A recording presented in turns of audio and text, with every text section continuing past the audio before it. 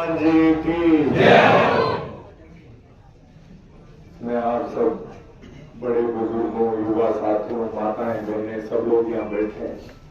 मैं आप सब लोगों को आश्वस्त करना चाहता हूँ कि जब हमारी जमीन की बात होगी, यदि हमारी जमीन जाएगी तो फिर हमारे जीवन का भी कोई अस्तित्व नहीं है। जब ये हमारे पूर्वजों की धरोहर है, जमीन हमारे लिए भगवान से भी बढ़ के होती है। ये बड़े ओहदों पे विराजमान लोग ये भूल जाते हैं कि इसी जमीन से जो अनाज पैदा होता है उससे उनकी पीढ़ियों का, उनके बच्चों का, सब लोगों का जीवन चलता है। दाना पानी यहीं से मिलता है।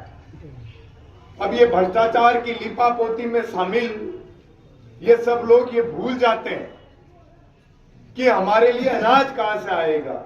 ये पैसा तो कागज का बनता है, इससे पेट नहीं भरता है।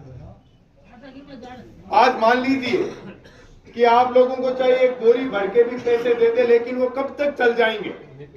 लेकिन इस जमीन से अपने कई पीढ़ियां अपना पेट पालती हुई आ रही है और पूरे देश का पेट पाल रही है। चौधरी चरण सिंह जी कहते थे कि इस भारत का भविष्य इन खेतों, इन खलियानों में से होकर ही गुजरता है। यदि इन खेतों का ही खात्मा कर दिया जाएगा तो हम लोगों का कोई जीने का अस्तित्व नहीं है, हमारा जमीर मर जाएगा। मैं तो हमेशा किसान और मजदूर वर्ग के इस पक्ष में रहता हूं कि और कुछ रहे कि नहीं रहे, लेकिन ये हमारी जमीन जायदाद हमेशा रहनी चाहिए। हम लोग कितने दुख दर्दों में अपना जीवन बिता लेते हैं, लेकिन इन जमीनों का सौदा नहीं करते, क्योंकि जो हमारी आने वाली पीढ़ियां हैं उनको क्या मुंह दिखाएंगे कि हमारे माँ बाप हमारे लिए क्या छोड़ के गए। तो साथियों, आप लोगों में खूब ऊर्जा और जोश है। मैं एक बात ये मानता हूं और आप लोगों को भी इस बात का भरोसा दिलाता हूं, यदि आप सब लोग एक क्रांति की तरह इन जमीनों की सुरक्षा के लिए तैयार रहोगे तो हम सब लोग तो आपके साथ रहेंगे। आपका एक पत्थर भी, एक मिट्टी की एक मुट्ठी भी इधर से उधर नहीं करने देंगे।